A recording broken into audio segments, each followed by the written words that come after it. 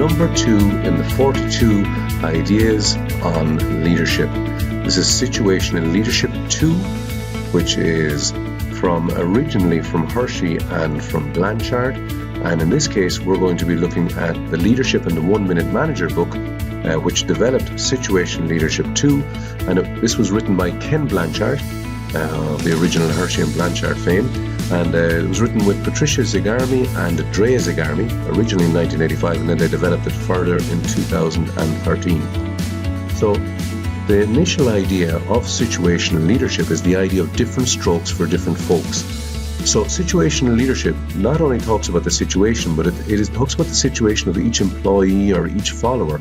And it says that we should use a different leadership style with the employee or the follower depending on their situation and also depending on the task. So sometimes we'll use one leadership style with the same individual on one task and a different leadership style on another task with the same person. So there are 3 initial ideas connected with the 1 Minute Manager and the situational leadership. It's goal setting, diagnosis, and matching. So goal setting is about 3 elements: performance planning, day-to-day coaching, and performance evaluation. You'll be giving feedback on their performance. That performance planning has a few different elements. The first thing is that you would have to agree goals with the employee. These goals are about the organization's goals, they're the goals of the team, and when we're talking about the individual, we don't give them 10 to 20 personal goals, we talk about 3 to 5 goals for them. And we also have to let them know what a good job actually looks like. So they have to know what is the performance that's expected from them. It's no good simply to tell them, here, we want you to do this, this, and this. They have to know what success looks like when they achieve it. And then the last area connected with performance planning is SMART goals. So the SMART goals is something we're going to be looking at in another one of the 42 ideas, and we'll develop that there. For the moment then, we then move on to diagnosis. Diagnosis is connected with 2 elements, the competence and the commitment of the employee. And together then we discover the development level of the employee or the follower. So the competence, according to according to Ken Blanchard, is a function of demonstrated knowledge and skills. We get it through learning and we get it through experience, and it's based on transferable skills, planning, problem solving, time management, etc. Okay, so this is what competence is and how competent the employee is. The other area that's important, according to the development level, is the commitment of the employee, which is a combination of confidence and motivation.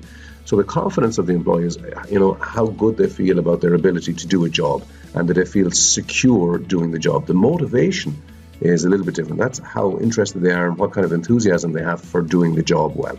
The combination of the confidence and the motivation is the commitment or the development level of the employee. Okay, so together then we put this on the graph. We put commitment and then we put confidence together, and we have D1 is for a high level of commitment but a low level of competence. Okay, then we talk about the D2, which is a low level of competence and a low level of commitment. This is where they have a low level sometimes of self-confidence or a low level of motivation. When we move into D3, it means they have a high level of competence, but they're still not too confident. And then we move into the D4, which is high level of competence and a high level of commitment. All right, so we call these, Blanchard in the Situational Manager 2, the 1 Minute Manager, he calls the D1 the enthusiastic beginner, the D2 the disillusioned learner, the D3 style or the D3 development level, the capable but cautious, and then the D4 developmental stage, the self-reliant achiever. The final area then is matching. What we have to do is we have to try to find the leadership style that matches the development level. Okay, now this is on the basis of 2 different elements. How directive you have to be with the employee and how supportive you have to be with the employee. Directive behaviors from the leader would be deciding for them, teaching them, observing, and then giving a lot of frequent feedback. The supportive behavioral elements of the leader would be listening to the employee, getting them involved in decisions and facilitating their development and engaging them with the work and with the solutions to the problems that you're giving them. So together we have the directive on one axis and we have the supportive on another, the supporting. So to get the different leadership styles, we've got the S1 leadership, which is high directive and low supporting. We've got the high supporting and high directive is the S2 style. The S3 means we're giving a lot of support, but we don't have to be that directive. And finally, the delegation style, of course, would be where we're not directing too much and we don't have to support that much. That's the S4 style.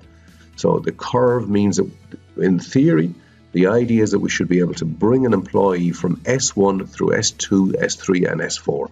So we hold their hands a lot at the beginning, we give them a lot of guidance, and at the end then we're able to delegate with them. So these 4 different stages, again, according to the 1 Minute Manager, is at S1 is that you need to adopt a directing leadership style. The S2, you develop a coaching leadership style. The S3 is a supporting leadership style. And finally, the S4 leadership style is delegating. Now, what are appropriate behaviors at the S1? Well, this is because if you have to take quick decisions and the stakes are high, you don't want people to make mistakes. So in this case, it's good to actually take a directing style. So sometimes maybe in the military and you're in the middle of a conflict, or at that point, probably you'll be, issuing orders and you want people to react quickly to them. You may not necessarily want people to get involved and have a conversation about what to do next.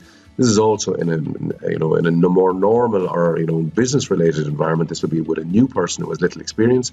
They might have brought some skills, but they don't know the organization very well. The S2, the coaching appropriate, is sometimes, the people, they've spent a little bit of time in the company, they've discovered that this job is more difficult and they get a little bit demotivated so that their confidence levels goes down. They might not find that this is what they initially had thought that they were going to be doing. They're getting, not the right direction. And at this point, their progress is slower or even non-existent, and they thought that they would be advancing further. So you need to come in and support and also give them direction at this point. Now, the S3 leadership style is more appropriate when people have more experience, their competence level is high, and they do want to be involved in decision making, but they're still not confident enough to be left completely on their own. And then that S4, the delegating appropriate behaviors, would be when you're dealing with somebody who is competent and committed. You need to give them very little direction, because at this point they know what they're doing. They're also able to motivate themselves. But the last area there is very important. Delegation is not abdication. You don't simply abandon them to their work. You need to give them some feedback, especially to give them rewards.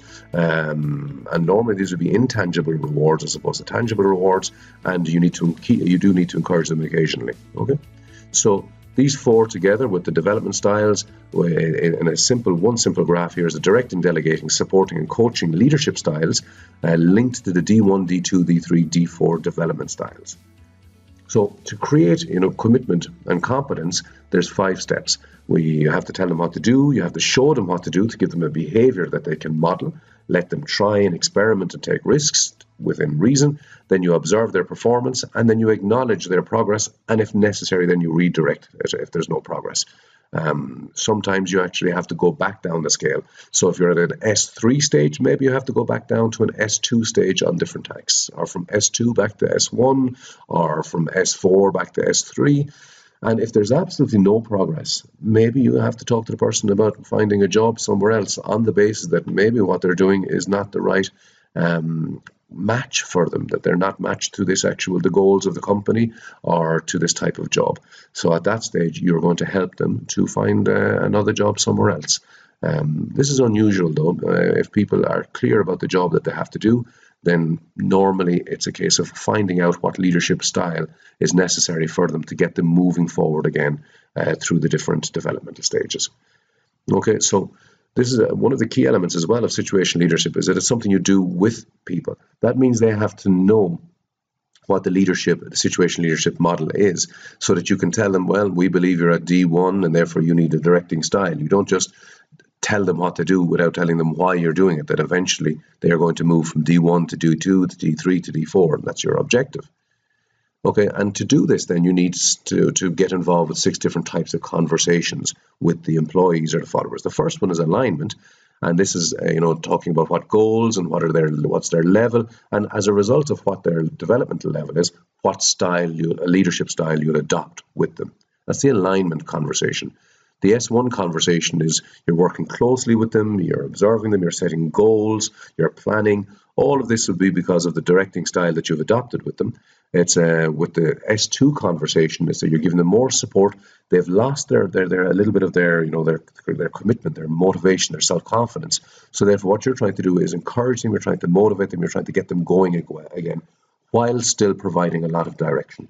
The S3 is that you're trying to get them more involved in the process. You want them to start answering questions. You want them to start thinking about the job that they're doing, so that, and again, you do encourage them. You try to support them. You try to give them the self-confidence that they will actually become a leader themselves.